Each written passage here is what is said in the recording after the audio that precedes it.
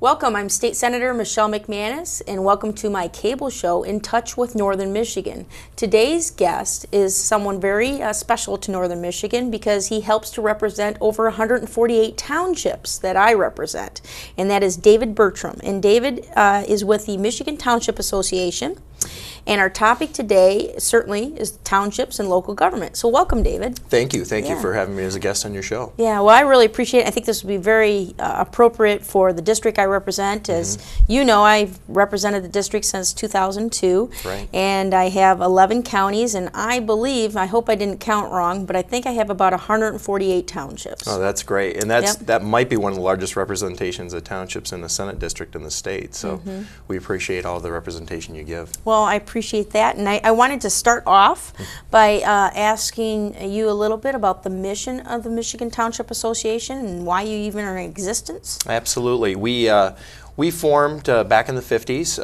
as an association to represent township government for a number of reasons. One is advocacy, which is primarily what I do with legislative work here, talking to senators and representatives. So trying to work on legislation on behalf of townships, whether it's stopping something or advocating for new laws that we need in Michigan to help local government and to give us tools to function.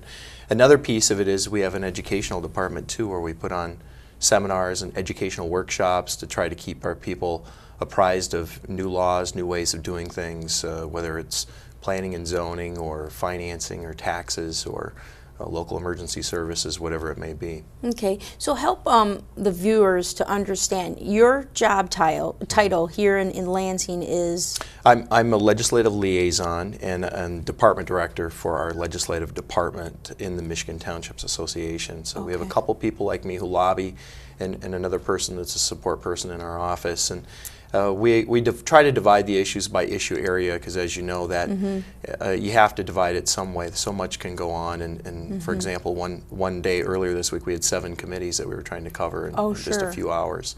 Now, how many townships would you guess are in the state of Michigan? There's 1,242 townships, roughly 6,500 township elected officials who will all be on the ballot in August and November for re-election. So it's a busy year for township officials. And it's important for you to bring their concerns to us legislators because certainly they're busy people. Some are part-time, some are full-time. Absolutely, and that is one of our main missions, is to try and get a consensus as to what our goals are for the year. We do that through a platform we adopt at our annual meeting in January. And a lot of our marching orders on legislative items come from that. And a lot of other work that we do is sometimes it's playing defense, trying to maybe just maintain the authorities and responsibilities that we have today, or maybe funding levels, which is also another key element for what we do. Have you found, how long have you been doing this job? 11 years. 11 years? Actually, I'm sorry, 13 years. 13 years. Get my math right. Now, have you found that your job has gotten tougher over term limits, or?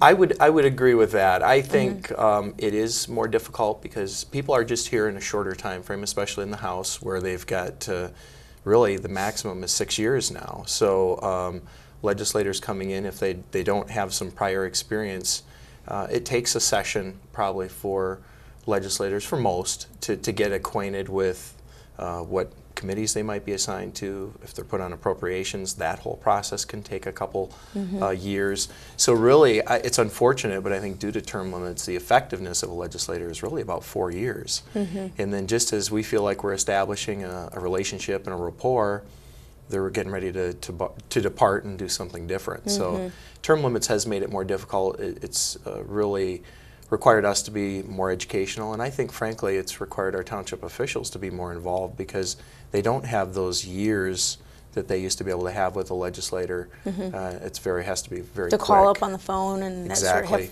relationships, build relationships. And we have a grassroots network that we often call on to try and, when we need immediate action on a piece of legislation. So now when citizens back in the district hear lobbyist, I mean, they kind of think of all kinds of things. Help us just usually negative. Right, usually negative.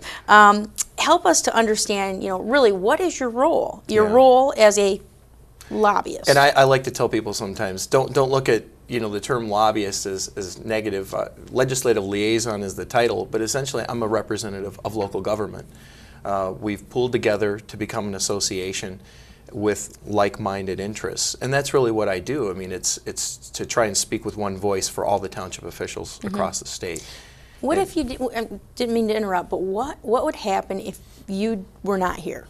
What would happen in Michigan government for townships? I think it would be very difficult. I think it would be hard for township governments to, officials to watch what is happening on a daily basis.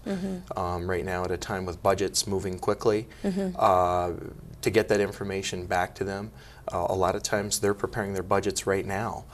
They have to know what level to base that on. They need to know when they should be contacting legislators and giving that input. And so we really try to help remind people and let them know what is happening on a day-to-day basis. We do weekly legislative reports, and sometimes we do alerts that may require action immediately.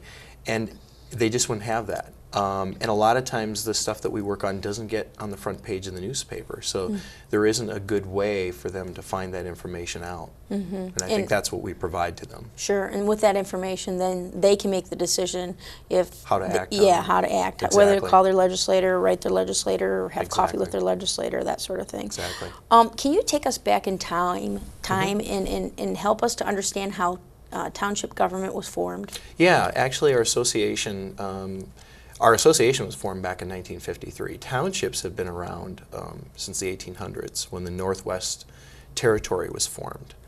And it's interesting because in the 50 states across the nation, there's 21 states that have the township form of government. So you go out west, you don't really find townships as much. They have taxing authorities that do similar functions, but they're not called townships. Townships are primarily found in the Midwest and in the eastern part of the country. Our association decided to come together back in 1953 to represent Michigan townships because something happened in 1951, a significant act, Act 51 of 1951, which is our road funding act that took township responsibility, road responsibility away from township government and created road commissions that we have today. And that was a big negative issue for townships. It was one of the major responsibilities of a township at that time. Roads back in the 50s, obviously there was a lot of road construction and building going on as our highway system expanded, so it was a significant issue. That was a time when townships across the state of Michigan decided we need to band together to communicate, to share information, etc., on all those kinds of issues. Okay. How were they actually formed? How did you decide where a township was going to be and how you named it and all that kind of stuff? And that went back to the Northwest Ordinance and how those were carved out. Some unique interests about that is you get to about Clare South, so it wouldn't be your district, but most of the townships are 6 by 6, 6 miles by 6 miles. The further north you go in the state, townships tend to be a little bit bigger. And it had to do with population, had to do with where schools were going to be. The idea was that elementary schools, there would be an elementary school in each township that could support, through pupil counts, an elementary school.